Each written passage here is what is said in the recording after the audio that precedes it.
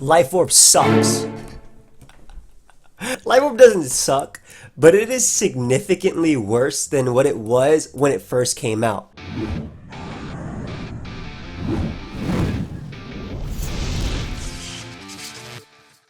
Yo, what's up guys? You got pokeaim here, and today we're going to be talking about Life Orb and how it's changed throughout the years and why it is a worse item now than it's ever been before.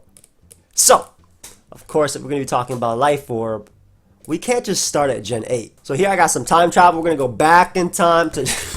I used this in one of my G Fuel skits and I saw it right there. I was like, oh yeah, let me go ahead and use this. But yeah, if we want to talk about Life Orb, we have to go back in time. We have to go back to Gen 4. Luckily, we have the technology. Yeah, Patrick. I can put my webcam in front and then make my webcam... Oh my god, the technology. This is a fat Pikachu. It has nothing to do with the video, but its stomach is like a ball, so it made me think of a Life Orb. So let's just say this is Life Orb for this video, okay?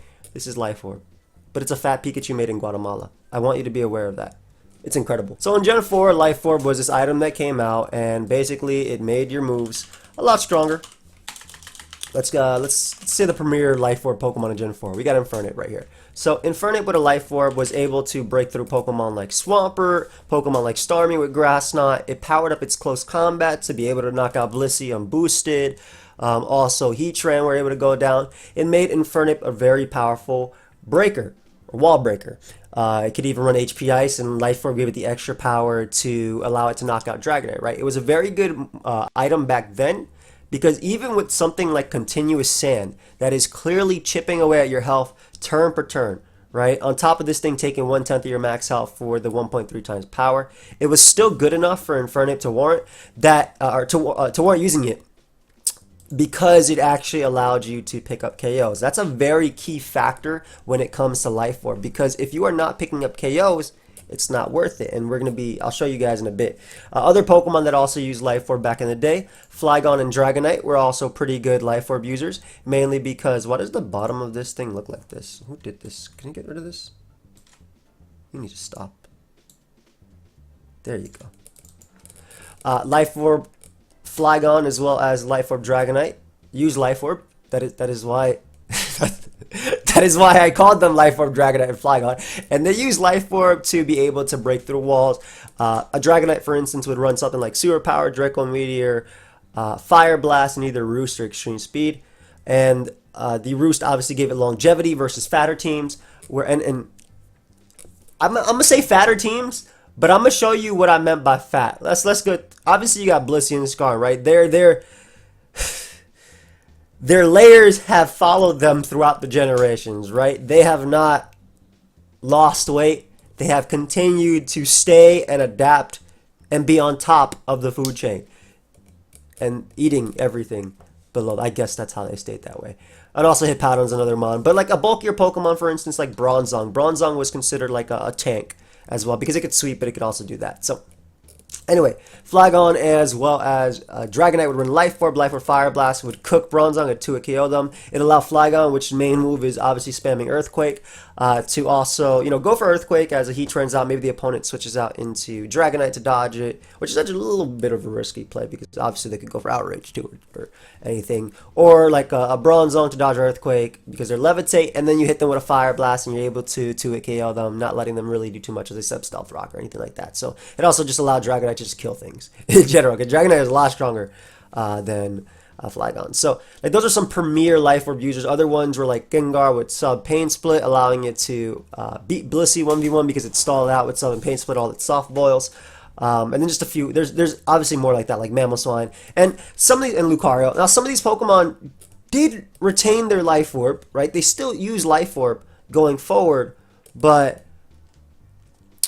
again, I'm talking about this in terms of OU, so stick with me, keep watching. I've almost got you for the ideal retention time, so my CPM is up. So keep going. I need you for about another 5 or 6 minutes, then you can dip. All right, that's all I'm at. Maybe the 7 or 8, just because I had to explain that. So anyway, these Pokemon ran Life Orb as a means to deal with other Pokemon, because back then the mons that were existing weren't like stupid bulky like Toxapex, for instance. And maybe Toxapex isn't the best example because I have a Flygon out in the field, but you already know Flygon lives like, or Toxapex is like a choice ban Earthquake from Flygon, and a Scald is one like burn away from stopping that thing from doing anything. Also, Flygon used the Draco Meteor, and this would allow it to deal massive damage to Gyarados, opposing Flygon get KO'd, Gliscor, Dragonite, etc. Speaking of Draco Meteor, I do have my Drop a Draco merch available right now, and it's available until June 25th. However, I have a 10% off code from Teespring themselves. The code isn't on top either. Oh, I'm amazing at this, yo.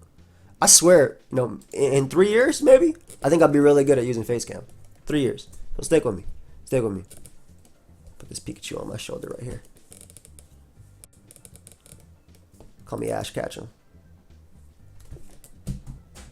I just told you guys the ending of Pokemon. But yeah, I got my Drop a Draco merch available. Oh my god, if Pikachu died, I think I'd be heartbroken.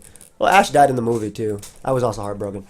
So I got my Drop a Draco merch. It's available until the 25th of June. I wanted to make it, as long as possible. However, 10% off code. It ships worldwide. Code Summer21. We've already sold over 130 units, which is so cool considering it came out yesterday. So thank you everybody for all the support. Like I said, this is very dear to my heart. It's a remaster of the original from 6 years ago. A lot of people ask me for this every year, forever. And there's a premium version, which is like on better quality, and then there is a classic hoodie, which honestly is fine too. Like I still have my classic hoodie. It doesn't fit me, which is part of the reason why I did this. I got bigger, but cut that out. Cut it out. Pedro's only gonna watch the first 2 minutes and do nothing else. No. Whatever, just forget everything. So anyway, you got Flygon in Gen 4. And then from Gen 4, you got Gen 5 and Gen 6. Gen 5 and Gen 6, and this is kind of similar to what we're going to talk about. We're about to jump directly to Gen 8 because I'm not going to go through all of them. But in Gen 5 and 6, you start seeing... you do see Life Orb used. Obviously, Alakazam is something that we see used. And I want to talk about Alakazam and Pokemon like that in Gen 8 as well. But you do still see Life Orb used. Like Hydreigon can still use Life Orb. Infernape is somehow still OU. But Choice Band was something that was ran on that. Mence could run it as well, but that was also like a Moxie sweeper at times too. So you still will occasionally see a Life Orb used. But you start seeing weaker items like Extra Belt phase out. And Extra Belt does 1.2 times damage on super effective things, right? On moves that are super effective. So you see how Life Orb does 1.3 times, but then Extra Belt did 1.2. So you start seeing Extra Belt start to phase out a little bit because it wasn't strong enough to actually pick up KOs. However, some Pokemon like Mew could still run Extra Belt and like mixed type of sets. Hydreigon could also do it too, but Life Orb just gave you the extra. So same thing by Gen 7. By Gen 6, Extra Belt doesn't exist because it's just not strong enough because power creep has happened. Now let's go to Gen 8, right? So we'll go to Gen 8. Flygon, I'm sorry. I'll use you and OU because why not? You're a king in NU and you're probably about to move up to RU. But Gen 8. Gen 8 comes in, you might notice something. There are very few Pokemon that use Life Orb. And why is this? It's because of the introduction of hazards has been here forever, but it's because hazards are very important, but also Pokemon are bulkier than ever, right? To name a few Pokemon that are bulky in the OU tier, you got Corviknight, you have Ferrothorn, of course, and then you do have your Hippos, your Blissies, your Skarmories. They're still following us. Then you got Mandibuzz. Melmetal is the definition of the word tank, and of course you have Galarian Slowking, the Slow Bros, or the three slows. I love that they're all 3 in OU, by the way. I really hope that during OLT, people spam Galarian Slowbro to try and cheese and get like points. That way we can have all 4 bros in OU. That's so cool. They're not all 4 bros. You know what? They're all bros and kings.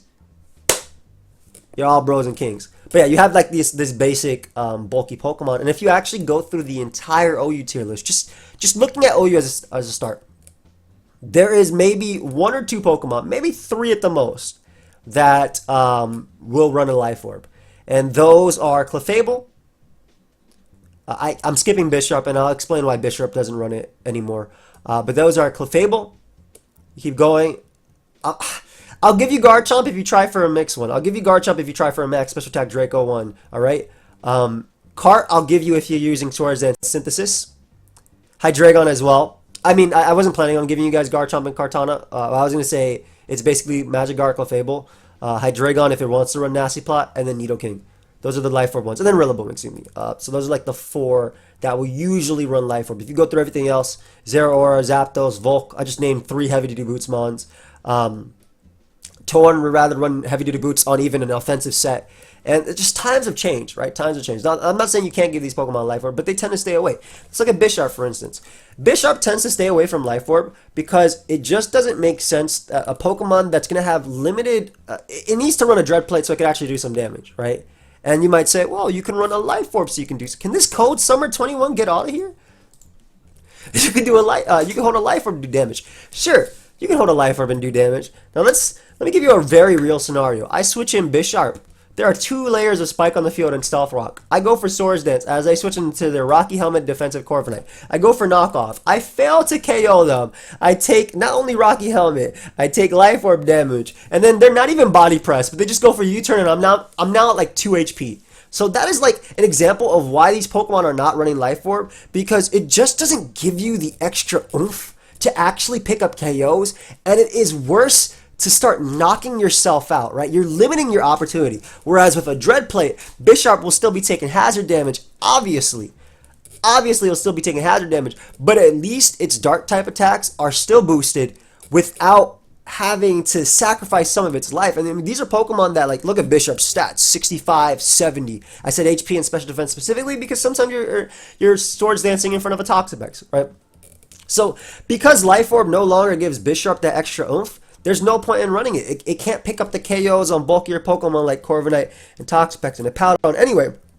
So why run an item that when you're not using it on those Pokemon, you're losing your life every single time on top of taking damage? So that's just it. That's just it. So you don't really want to have to do that, right? But then you go to Clefable. Clefable is a Pokemon that can get away. Like this is where Life Orb doesn't suck if there's special conditions. Clefable is a Pokemon that can get away with Life Orb because it has Magic Guard. So it doesn't have to worry about hazards. It doesn't have to worry about status wearing it down. It doesn't have to worry about Rocky Helmet. And these are all very, very important things. They're key things because not only does this help Clefable in terms of longevity, obviously Magic Guard are one of the most broken abilities ever. I mean, I say that about every ability, right? Every ability that's just... But Magic Guard is literally one of the most broken abilities ever. You do not die to magic, okay? So I can't...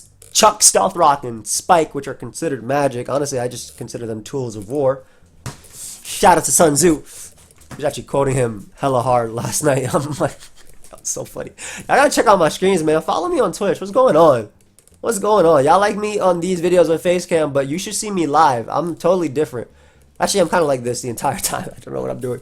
But this not only allows Clefable to still survive because of its Magic Guard ability, but the Life Orb actually makes a key difference because the 1.3 times difference with a move like Thunderbolt or Flamethrower actually allows you to beat something like Clefable, Corviknight, and Ferrothorn boosted. Right? So just to show you a damage calc. Calculator. OU Calm Mind. As you can see, it has a Life Orb right here, but it's still running max defense because this still allows it to. For some reason, 95-73 is bulky. I don't understand why, but Clefable, I don't know. This mon it's like Vandal Savage. It just keeps. It doesn't die. All right, it's just there forever. It doesn't die. There is nothing there. But let's see Toxapex. Let's see Toxapex. Because of a Life Orb at +1, as you can see, you're able to 2-hit KO Toxapex, right? And then without a Life Orb, you're barely able to 2-hit KO physically defensive. That's only if it's physically defensive. You can run some speed off. So Thunderbolt allows you to do it. That allows you to do massive damage to basically. It allows you to do massive damage to also. I got rid of the Life Orb. I was like, what the hell? Also allows you to do like massive damage to like something like Corviknight or something too. And it just makes it easier to beat this Pokemon 1v1 because as you see, you do 69 and then neutral, you do 39 to 47. So, 58 plus 39, there's like basically an almost 100% chance to KO. There's that little roll, right? Obviously, I could do basic math. I know that 58 plus 39 is... Nah, you're like 1 or 2 off. But, yeah, so... what the hell? Oh, I gotta make breakfast. Okay, cool. Sorry. But yeah, you're like only a few points off, so with Stealth Rock and stuff, like, it doesn't matter. And those are like the damn near lowest rolls, right? But without it, obviously... without this, right, you do 30-36, and then you do +1. you're not beating Toxapex. So this basically it gives Clefable the ability to beat Pex without multiple boosts and also not with fear of haze. So Life Orb Thunderbolt into a Thunderbolt most of the time will KO a Pokemon, aka Toxapex. So that's the Pokemon that can run Life Orb, for instance. It doesn't worry about it because it has the Magikarp. Now let's go to Dragapult. There was a time where Dragapult was running Dragon Dance with a Life Orb, Steel Wing, Phantom Force, Dragon Dart, so like mix that up with Fire Blast. And it did used to run that. It did used to run it on offense. However, one of the ways that it was considered a fat breaker and also just an offensive Pokemon in general, but one of the ways that Fat was able to beat it was just like literally wearing it down with Life Orb, switching between your Regenerator mons, and that's it. Even Dragon Dance Dragapult has shifted to running Weakness Policy if it's running it on screens, because you're not killing yourself with every single move. You're not able to wear it down. That's a very important thing. Hazards are so important. Why do you think every single mon, even if they're not weak to Stealth Rock, runs Heavy Duty Boots? Heavy Duty Boots was such a blessing to Pokemon, right? I could finally run Volcarona. Volcarona was broken anyway. But I could finally run Volcarona. I could finally run Dragonite. I could finally run Charizard. Now, the first two were obviously Pokemon that I could run at any given point, and they were completely fine, right? They were putting in work no matter what. But they were like they were limited. Obviously, you had to heavy rapid spin support, heavy default, whatever, right? But with Dragapult running a weakness policy, and let's say you're using screens with it, which is why people are transitioning to that from Life Orb previously, because Life Orb would obviously let you, you can actually deal with a special defensive Clefable, which they used to be back then. Some of them are shifting back and forth between that as well now. I can't say that they all used to be, because some of them are actually split up still. It would allow you to knock it out with Steel Wing at +1. However, if they were Fizz Def, you weren't knocking them out. So there you change it up and you go with your weakness policy. You Dragon Dance up, they Moonblast you. They don't knock you out because of screens. And then now you have +3 attack, right? Because you have the Dragon Dance and you have the +2 from weakness policy. And now you can actually do some freaking damage with Phantom Force and stuff without worrying about the opponent outplaying you for 2 or 3 turns and knocking you out. Because, again, in that scenario, could Dragon Dance in front of Clefable and take like 60% from a Moonblast, and it has like 4 hits left. You could switch around and beat it 1v1, right? So there's that scenario. Drill is another mod that used to run Life Orb but doesn't. I mean, yeah, this is something we started seeing in a while, but as a rapid spinner, it starts running leftovers, even if it's offensive, because it's typically coming in on the hazards. The only time you'll see Excadrill run Life Orb is if you're very heavily weak to Zapdos on a sand team, which is honestly, I think it's actually like doesn't make a lot of sense, because you're inherently forced to use Tyranitar and Hippowdon, and if you're having fun, Gigalith.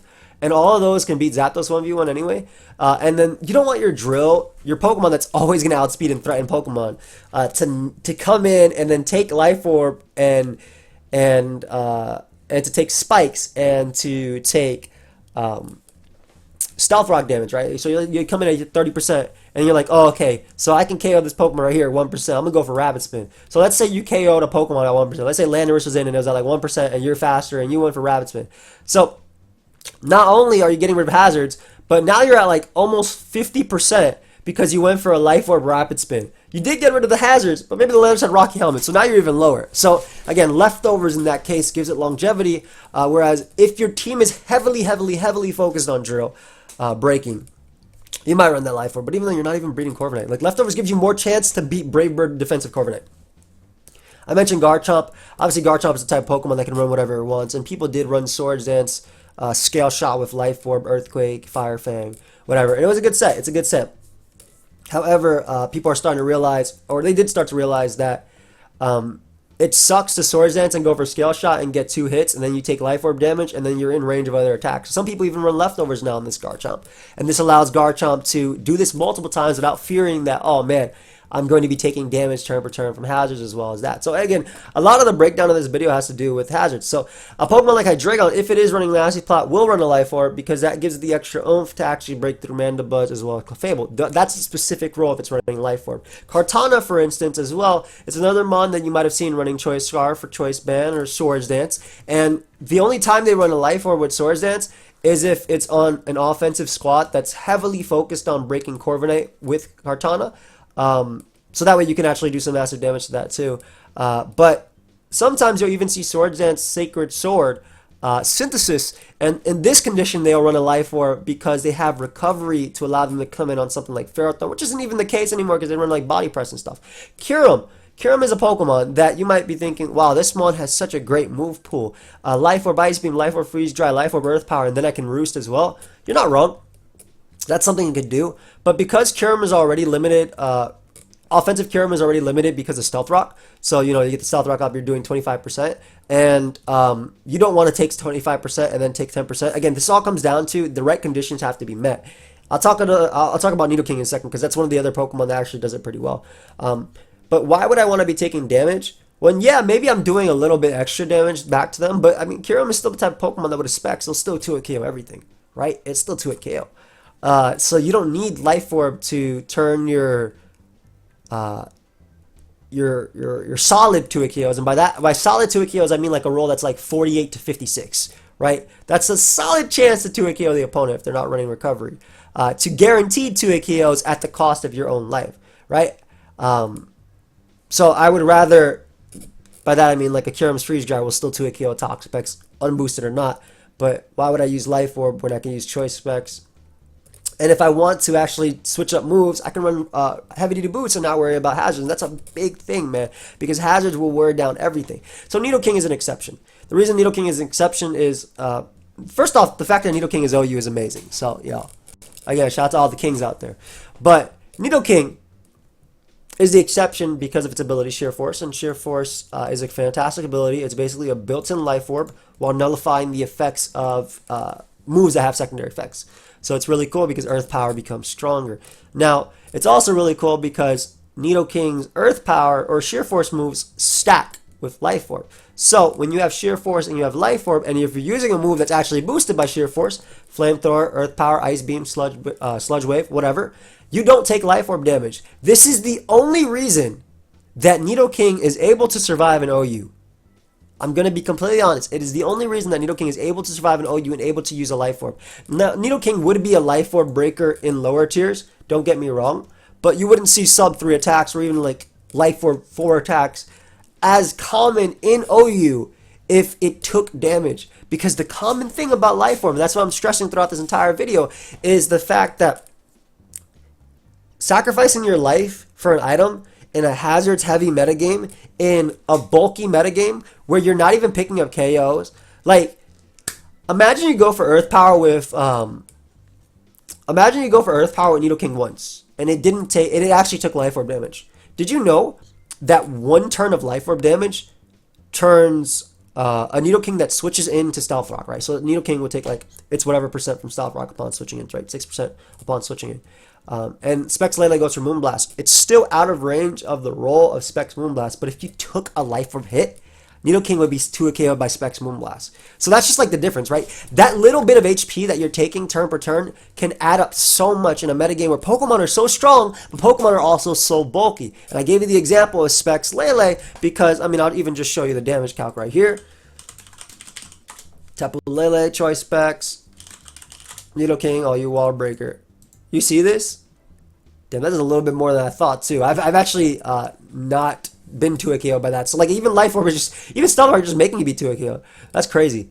Wow, this mod, holy crap, am I in the right generation? I don't even really know it did that much. Okay, but let's take Focus Blast for example. Now nobody's gonna stand and click Focus Blast again on Nidoking, but imagine you switch out from your Heatran into Nidoking, and because you took a Life Orb hit, Focus Blast 2-hit KOs your Nidoking. And in like a situation where that's the end game, you know, you need to be able to pick up the KO. That's just crazy to me. So, you know what I'm saying? So, like, it's like, if Nidoking took Life Orb damage, if it was actually taking Life Orb damage, it would not be OU, because it couldn't be able to survive. And then going down a little bit more, the only reason Rillaboom can afford to run Life Orb is because it has the grassy terrain recovery, and it has a move that's so broken, and it also has Drain Punch. So, because it's getting recovery turn per turn, because it's already boosting its super powerful broken move, right? And because it has recovery as well to allow it to break through steel types, it can afford to run Life Orb. And that's it. Like it's all comes down to recovery and stuff. Because I mean, the worst thing you could do with a Rillaboom is, I mean, I love Choice Band because even if I'm taking hazard damage, I just come in, I click my Grassy Glide, and then I switch out or I go for U-turn, and I'm good, right? you wouldn't run Life Orb if you probably didn't have recovery. You probably still run it for superpower just because it actually allows you to pick up KOs. That's a big thing too. It actually allows you to pick up KOs with this Pokemon because while base 125 attack was considered super strong in Gen 4 and Gen 5, now we got Pokemon that are Kartana that have like, what is that, base 181? Yeah, base 181 attack. So like, it's crazy. Like, this is starting to become like average or slightly above average attack. But yeah, again, because it has that recovery, because it has that, because it actually allows it to pick up KOs without hurting Rillaboom. That's a big thing, without hurting Rillaboom, because I can SD up and on spikes, and they go Ferro Throw, I Drain Punch, and I'm good. I get the recovery back. So because it has that added recovery, it actually helps out this Pokemon too. And then if you go through the rest of the tier, Pokemon that may be able to get away with like Life Orb if they wanted to, like Coco would be one for Dazzling Gleam, so it actually does more to Garchomp. But again, being able to take hazard damage. If I'm going to take hazard damage from a Coco, because Coco will run heavy duty boots almost always, because it allows it to come in on every single hazard in the game and actually threaten ground types with Dazzling Gleam and Grass Knot. I'm going to be running Choice Specs because it actually gives me the power to knock out Garchomp without the cost of my own life. Tornadus, almost always, even on offensive ones. Back in the day, you could see Specs and you could see. You might still see Specs on Rain. Probably not, because I think like Nasty Plot Weather Ball is good. But Life Orb Torn was something that was also ran with like superpower, so it could actually knock out a Tyranitar. This one got banned in black and white, but this form of it anyway. But now they'll run heavy duty boots because why would I want to take hazard damage when I can get my Regenerator and do this over and over again? And it's crazy. Like Urshifu will even run like Protective Patch of Choice Band. It's not going to run Life Orb, even though it has technically the move pool because it has the coverage to do it, but it just doesn't get that recovery. And like Zapdos would run Specs over anything just because of the way the tier is. Volcarona almost exclusively runs heavy duty boots. However, there are some variants that run like berries with sub and things like that too. But I mean, you're not going to be getting damage. And then Zeraora is another one. There was a point in the beginning of, or when Zeraora came out, that it was running like Life Orb with like Grass Knot and things like that to be able to deal with Hippowdon. But that slowly shifted to just almost exclusively heavy duty boots or even leftovers on bulk up, or in Envy's case maybe weakness policy. Just again, because if you have a Pokemon that is faster than the entire tier, that you want it to be able to check Dragapult, you don't want to go for a Life Orb knockoff on Dragapult. As they switch out to Landers, you take Rocky Helmet. You've already taken hazards, 3-4 spikes, Stealth Rock, even, or whatever, right? I'm not going to assume that your opponent sets up every single hazard versus you and you don't have a defogger. Of course, obviously, this is a battle. It's not just this 1v1 interaction. It's the entire thing. There's a whole scope of the thing. But you're not going to run that. Unless you're on maybe Hyper Offense, like Aurora Veil would be like the only example where these Pokemon could run Life Orb because the goal of Aurora Veil is it's Hyper Offense, but you're not going to switch. You basically set up Veil, and then you set up your setup sweepers, and you try and win. But even in that case, you might want to run Weakness Posse because your setup sweepers are now bulkier, and they can take hits and do even more damage. So, yeah, basically, obviously this applies more to higher tiers because there is there's set Pokemon that are bulky that you need the extra oomph for. But obviously, when you get a little bit lower, you have Alexander's a Life Orb too. Dracozolt on Sand will run Life Orb because it doesn't take sand damage. It actually allows it to break things, but still wears down hazards. Latios and Latias can run it because they have recovery. If they have reliable recovery and they're above the ground, they can afford to run it. Weavile. Swords Dance Weavile would run Life Orb if it could afford to, but when you're already 25% from Stealth Rock, right, why would you not run Heavy Duty Boots so you can have multiple opportunities to come in and Swords Dance? And that's basically the gist of today's video. For the most part, Pokemon that could run Life Orb don't, just because it doesn't give them the actual power that they need to break, and it limits their opportunities of actually breaking themselves. It's like running a Dragapult and not going max speed, even though your opponent, even though it's the fastest Pokemon, right, like next to Zeraora. It's like not running max speed simply because you want to be able to take 2 Brave Birds from Corviknight. But actually, what's the 320? Perfect. Okay, 320. That's exactly what I want. So that's like neutral max, right? So it's like not running max speed just because you can take damage, or you can take like Brave Birds from Corviknight and you can Dragonets up, and that might be okay on like an Aurora Veil set because you'll actually be able to do it. But in a standard setting, right, you would never want to lose to like a Dark Pulse Hydreigon because you're not running the max speed. It's the same thing. Like you don't want to run. Damn, I lost myself with this. I'm about to use the wrong example. I'm about to use that for something else. But you don't want to run a Life Orb, which, okay, it limits your ability to do what you want to do. You're not going to not run speed on a Dragapult because while it may give you something in a niche situation like that, it will limit your opportunity to actually perform at all times, right? A Dragapult with max speed can always be a good Pokemon. A Dragapult with 0 speed has multiple opportunities to not be a good Pokemon. And again, on Veil, you might be differently. Like maybe you EV'd it with the weakness you also have weakness policy, and you have Aurora Veil, and that's you're only going to Dragon Dance. In that situation, maybe you'll run some HP because it allows you to take something from some Pokemon and set up, right? But in most situations, you don't want to limit what you can do, and that's exactly what Life Orb does. So I know a lot of this video is me just going through the same thing, but I want to go through the entire tier. Thank you for watching. I hope y'all enjoyed. Like I said, I do have my merch available.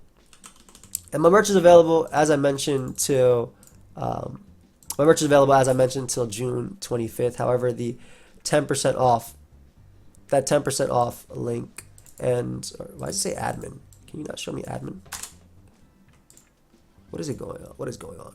Whatever. That 10% off code ends on the first. No, excuse me, the 31st, which I think is tomorrow. I'm not sure if it ends tomorrow or the 1st, but I believe tomorrow is the last day to use it. However, I'm not 100% sure, so you may want to use it today. But anyway, thank you everybody for watching. Hope you guys all enjoyed. Let me know if there's other stuff you guys want me to talk about. I saw some people talking about Volcarona. Just give me some topics as well that you want. But in my humble opinion, Life Orb sucks unless certain conditions are met. And you won't be seeing me use it unless it's on a Pokemon that has recovery, like a Roost, Nasty Fly, Hydreigon, or a Clefable, which doesn't take any damage, or that's basically it. So, yeah, I'll see you guys later. Check out the merch, like I said, if you want. The link is down below. And that should be it. We come in different colors and everything, too. And we also got the other ones as well. And there's 10% off to tomorrow. So, that's it, guys. Later.